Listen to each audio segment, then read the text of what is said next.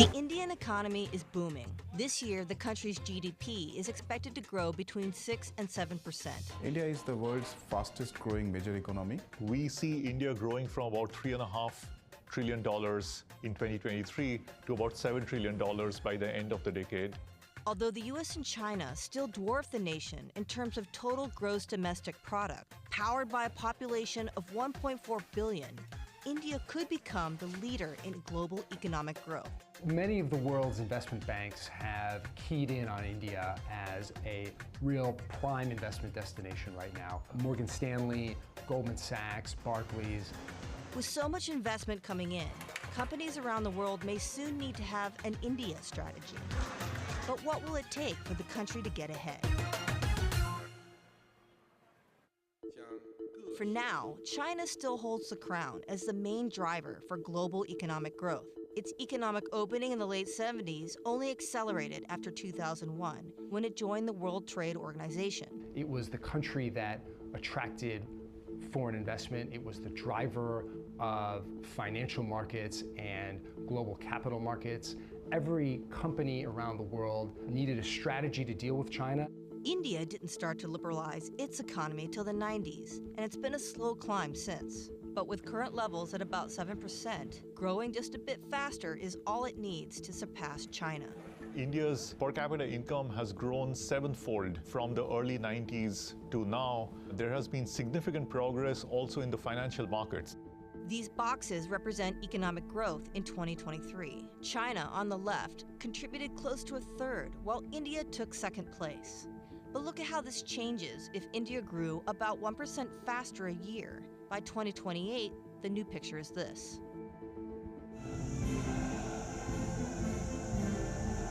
Geopolitics and China's own internal struggles are tipping this trend in India's favor. What you're seeing recently is investors around the world, as they sort of shift out of China, are actually putting a lot of new funds into India. Nowhere is this more evident than at the Samsung Noida factory on the outskirts of New Delhi. This area was farmland a decade ago. Now it's the world's largest mobile phone factory, producing 120 million handsets a year. Samsung opened the plant in 2018 when business in China was becoming increasingly difficult. It isn't alone. As the Chinese economy stumbles, businesses from Apple to Boeing are looking elsewhere, and at India in particular. An engine of growth and a democracy that delivers. India was growing fast enough to take the lead as recently as 2021, and the government says it can do it again. But first, it must overcome some major hurdles in these key areas: manufacturing, urbanization, workforce, and infrastructure. Let's start with manufacturing. For decades, China has been the world's dominant force in manufacturing. China's the assembly line to the world. Manufacturing makes up 26% of China's economy, while in India it's only 16%. The government aims that the share of manufacturing should grow up to 25% by 2025. To boost manufacturing, some 150 million Indians still working as farmers would need to move and take jobs at factories. This change would drive urbanization. Decades ago, both China and India had huge rural economies and were largely dependent on farming. In the 1990s, China very rapidly urbanized its economy, moving away from a traditional rural agricultural economy and to a much more modern urban industrial economy. 64% of China's population lives in urban areas. In India, it's 36%.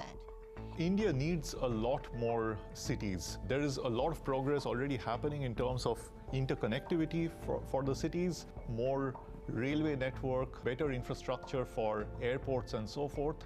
But there are crucial problems like water, like traffic, like urban housing that needs to be solved. An urban population supports a robust workforce. And in 2023, India overtook China as the world's most populous nation. And while China's population is aging, more than half of Indians are under 30, prime working age. It is going to be harboring the youngest workforce in the world. Now, this is very important because history has shown that whenever demographic dividend is on the side of a country, that country grows really rapidly. There's no point to having a large, young, growing population if you don't have enough jobs for them all. Unemployment in the country remains stubbornly high at around 7%. And in part because of poor quality of education, about half of all college graduates remain unemployable. On top of this, not enough women in India work. China has a female workforce of about 45%. In India, it's 29%. Closing the gender work gap could expand India's GDP by nearly a third by 2050. A lot of economists believe that if India can find enough jobs for all of these people, then really the sky's the limit in terms of what growth can be. An increase in manufacturing will in turn create demand for more service jobs and incentivize people to join an urban workforce. But to achieve this transformation, India needs infrastructure, and lots of it. For a long time, India has been plagued by inadequate roads, insufficient or poorly maintained railroads, not enough airports, not enough seaports. So infrastructure is really one way in which China overtook India early. In the 90s, India's railway network was 15% bigger than China's. But as China's economy started growing, it quickly took the lead, and its rail network is now 60% bigger. India is making progress. The country's national highway network has expanded more than 50% since 2014. If India can address these challenges, then foreign direct investment will likely increase. That inflow of money is an essential driver of growth.